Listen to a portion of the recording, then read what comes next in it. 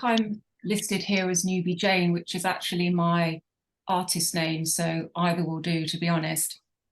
I'm delighted to have been invited to talk today.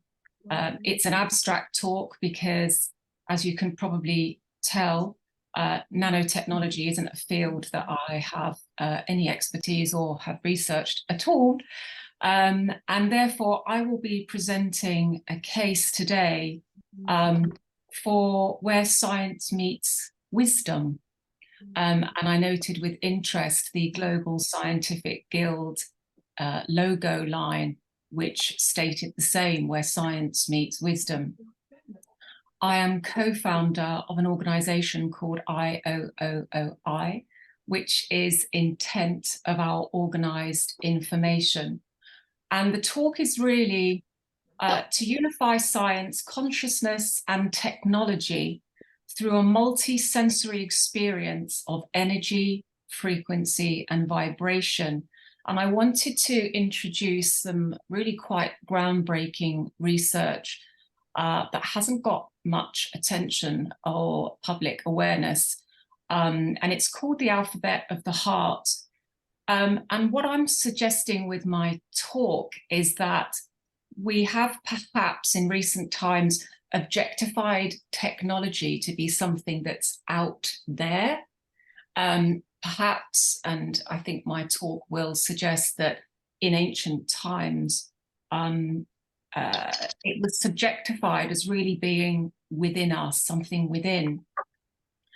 So I'm going to be a bit bold here and put forward a case for the fact that the human body, the human being, is a bio-divine human operating system. And when I say the word divine, I'm not really talking in religious terms as such.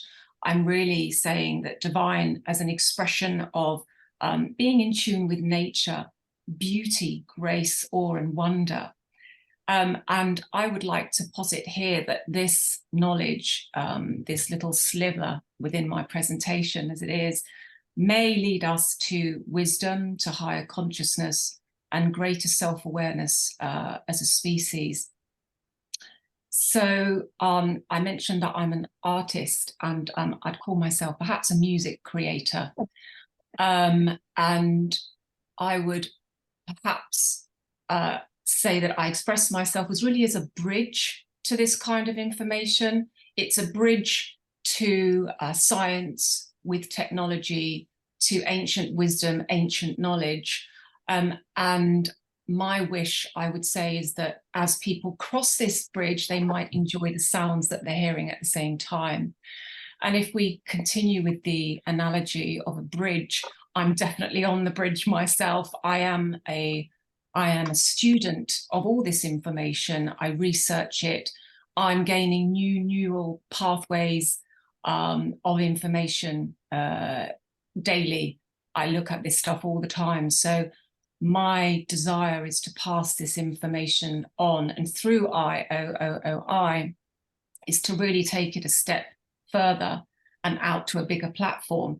My background is languages. I studied languages at university, chickened out of a singing or music further study, and went into a commercial environment where I was creative project manager. I did always sing. I was always in various music projects and light opera societies.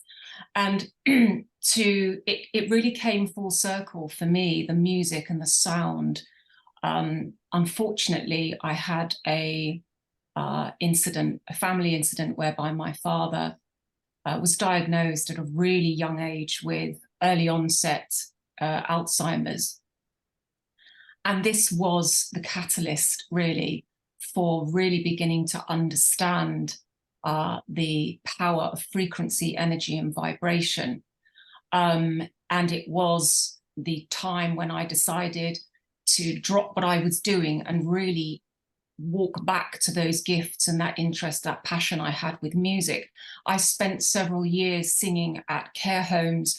I suppose, if you like, I did specialize in singing for people in the community that did have these mental health challenges, and just one incidence was, there's just one to mention. There's so many I could mention here over the years, 5-6 years I did this. And it was very typical to see the impact of frequency, words and vibrations. One example was a lady at the back of the room where I was singing. And during the song, it was Don't Cry for Me, Argentina at the time, I vividly remember it. And the care home staff all kind of left the room very suddenly. And afterwards, they told me that they apologized for just leaving the room. And I said, well, you know, what happened? And they said, well, this lady no longer communicates. She's lost all ability to communicate verbally. And this lady sang the entire song, word perfect, all the way through. So it was the catalyst for me to research this, look into the science of it. I had some less serious moments along the way. I was invited to sing at Windsor Castle for the Queen's staff and sing with her cavalry band, and went on to write music. That was an interesting start for me. I didn't realize I could write music until I just decided to do it. But really my research into science began when I came across a book by a very interesting academic Egyptologist called David Elkington. He wrote a book called The Ancient Language of Sacred Sound, the Acoustic Science of the Divine. And this set me on a real pathway into this rabbit hole, if you like. And what I understood from the book, the real takeaway from it, was the fact that, and he made this very clear actually, that we are the technology. And the more he researched these sacred sites, he realized that the ancients knew this. And really the research that he and John Reed, who's an acoustic engineer, they did some fascinating research in the King's Chamber in Egypt and many other places in Egypt and many other places throughout the world. And they discovered that when they tuned the frequency of that location into and created these cymatics, which is visual representations of these vibrations onto a surface. In this particular case, it was a membrane on a sarcophagus. The frequencies of that king's chamber created an Egyptian hieroglyph. They found that the same was true of other locations around the world. They saw Celtic script in Ireland. They saw Vedic yantras in India. So this opened up my eyes to this entire field of study. I then looked at Masaru Emoto, the late Japanese scientist, who claimed in his research that with his incredible state-of-the-art microscope, he could look into the crystalline structure of water at a specific frozen temperature.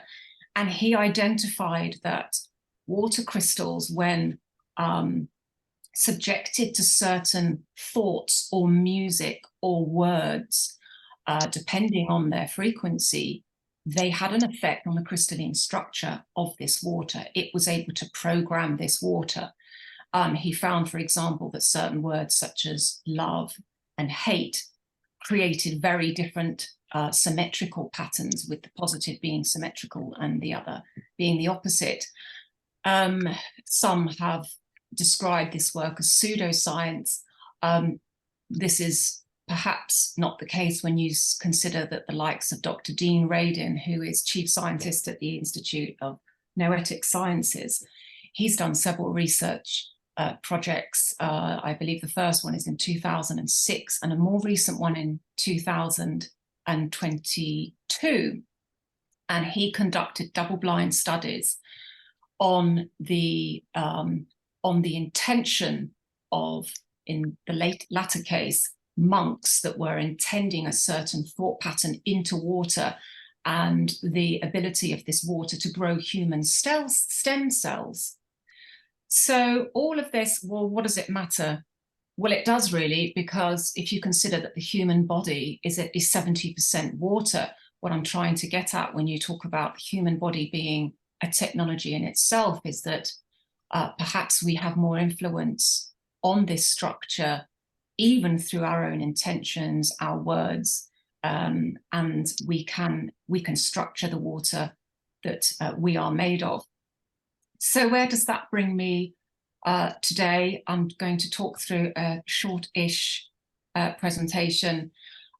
Since then, I have made new connections with many different interesting people, scientists, luminaries, visionaries, and the intention really is to bring to the public's awareness the work of these fascinating people, to support them, to collaborate with them, and where we can, to bring as many people through technology to go on this journey to really discover how incredible the human mind, how to experience really frequency, energy, and vibration as an expression of consciousness, as I've said on this front slide, and hope that it will empower people.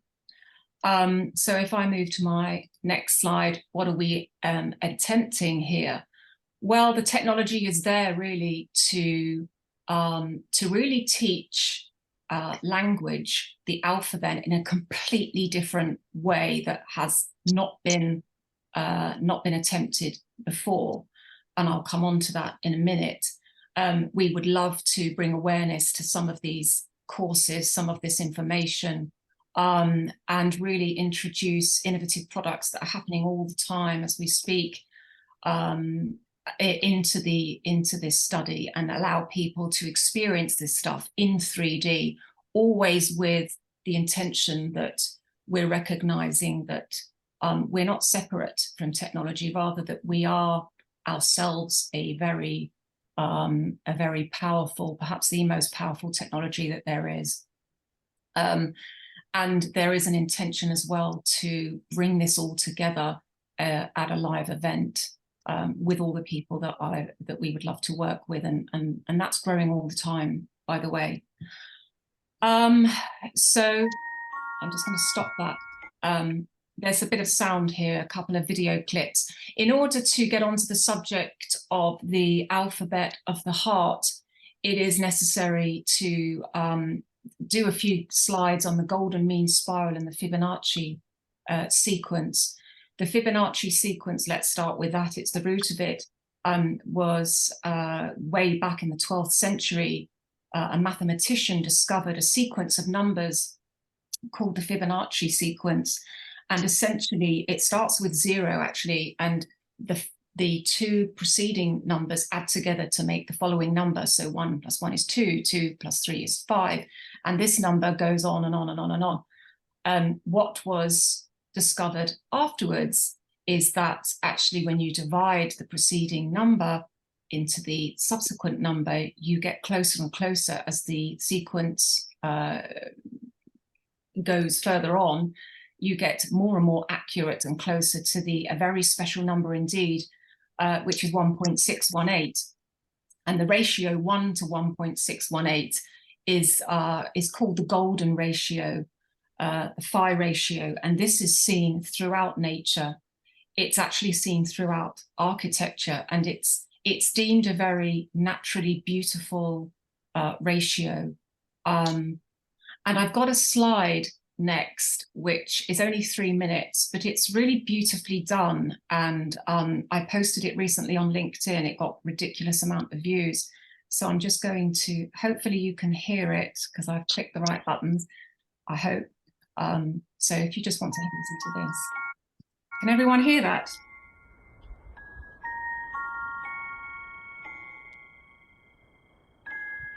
Can everyone hear that?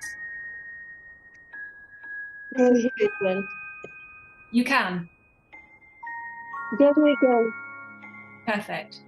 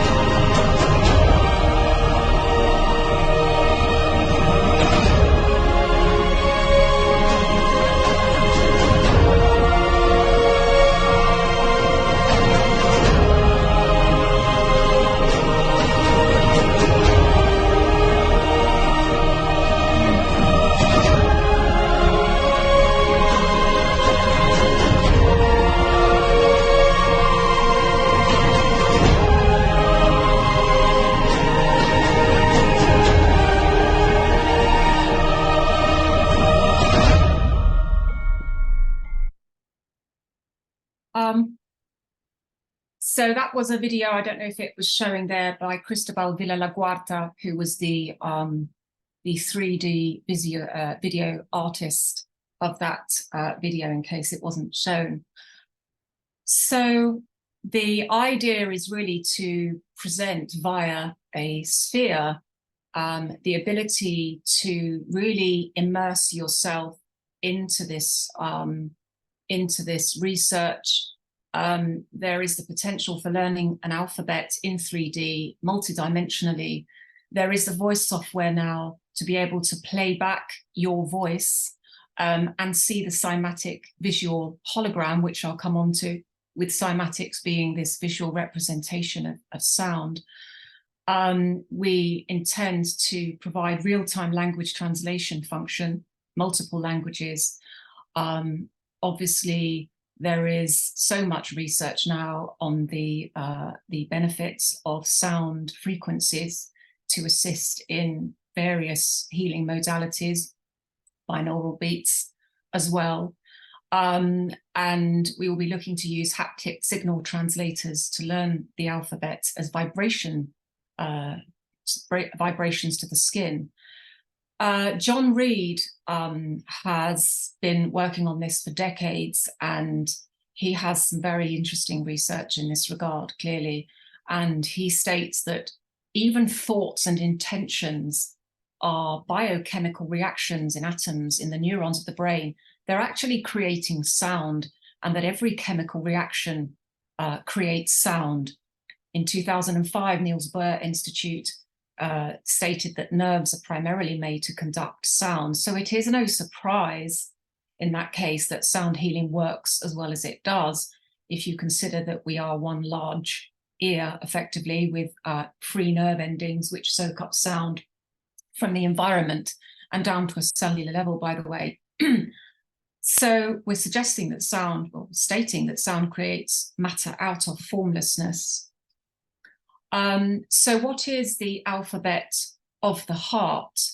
I am going to allow, in this particular clip, Michael Tellinger has an interesting video on this. It's only a very short clip of it. It's about a minute long, and it will be referencing, and I'll go on to it afterwards, the torus, or the donut shape.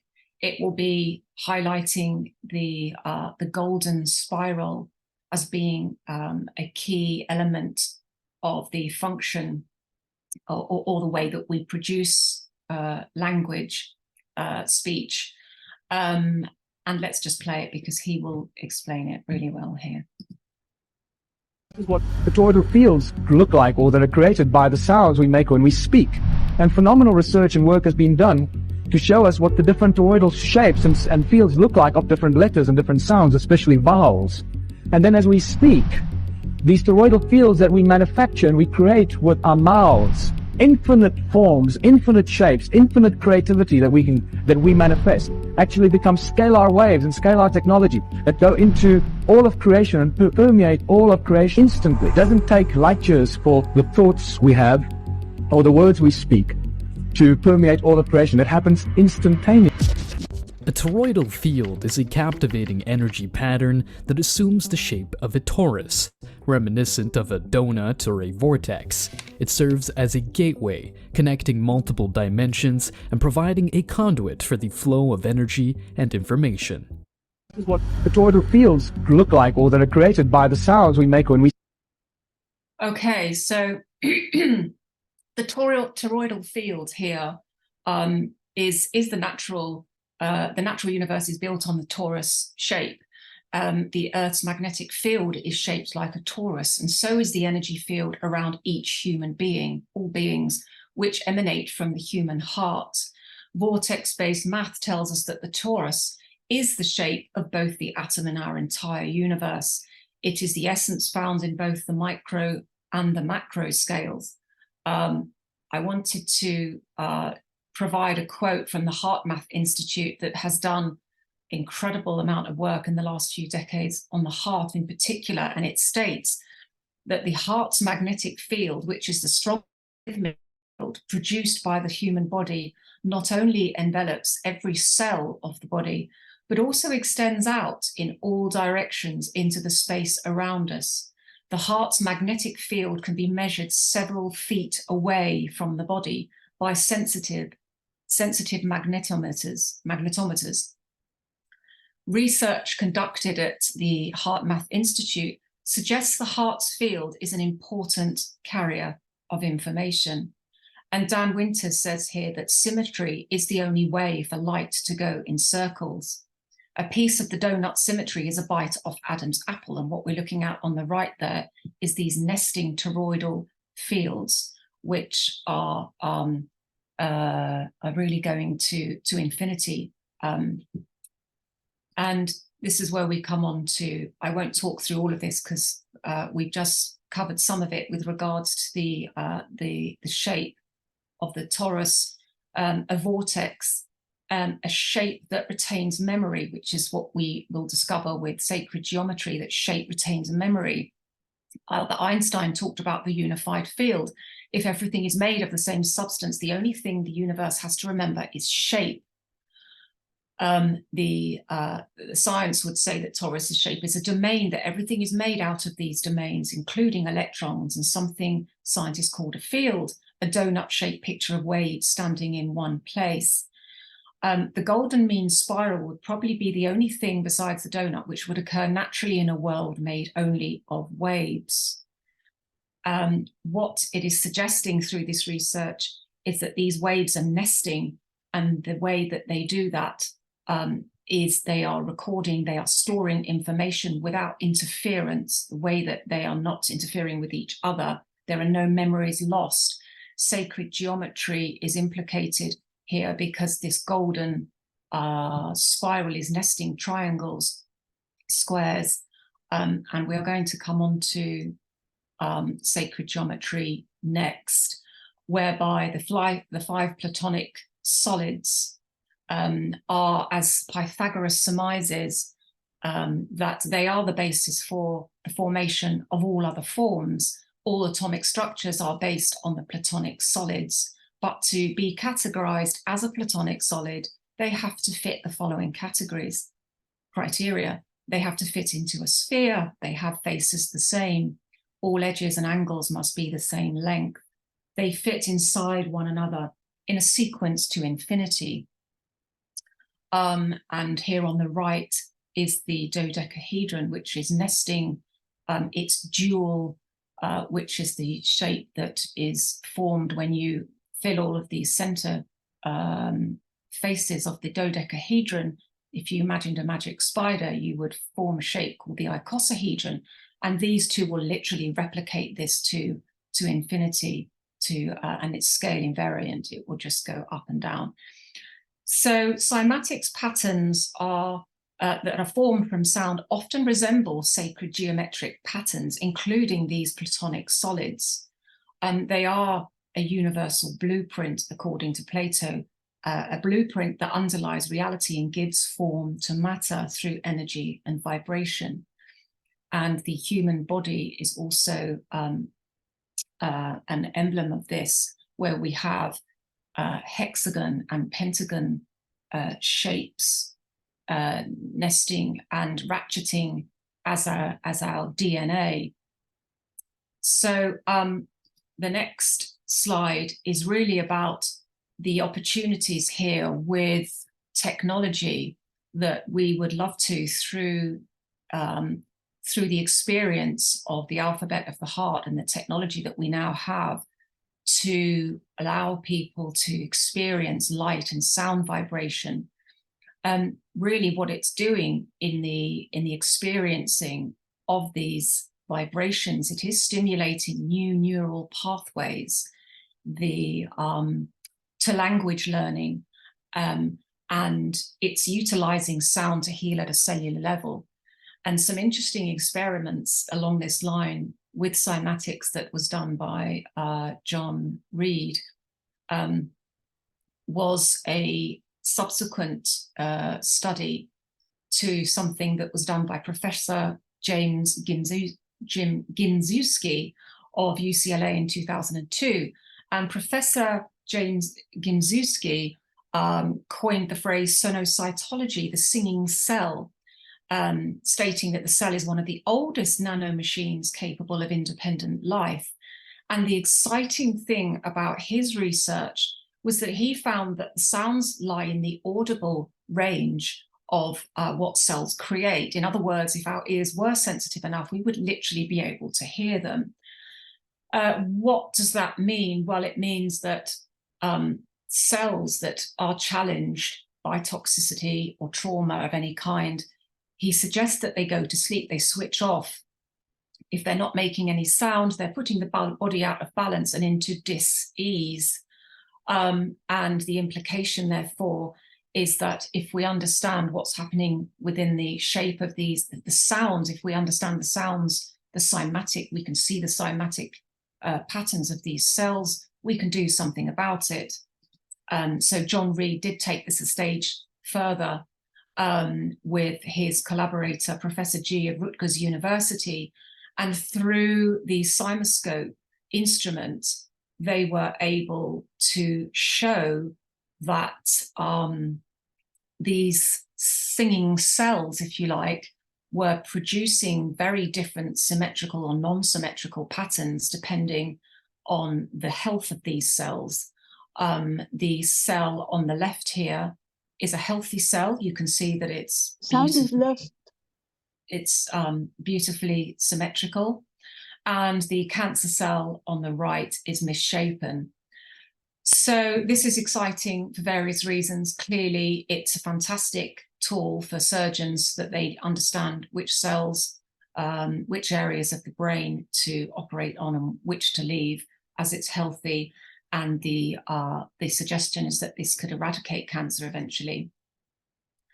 So I'm coming to the end of my presentation. You are everything and nothing. Song that I've written called 0 Point, that was put forward for several projects. The idea really is that sound has much further implications than we ever thought possible, and that the ability that we have now to really to use technology to experience sound in a different way, to experience the sound of our own voice, how we produce letters, to understand how we can learn the alphabet, how can we learn how to speak in a completely different way that will reprogram our mind or will change the way our neurons are formed as we learn further information. So we're really excited moving forward to, I think I'm probably too low. We're really excited moving forward to get this information out there and collaborate with anybody who's interested in this vision and is willing to help us with it or have any further information or technologies. I am contactable on this next slide, Jane Cuva, on that address. On the left here, we have a slide which is really making the point about sacred geometry and the biology of the human cell, and how really from the micro to the macro, everything is linked. So thank you very much. I don't even know how long I've been talking, but if anybody's got any questions, fire away.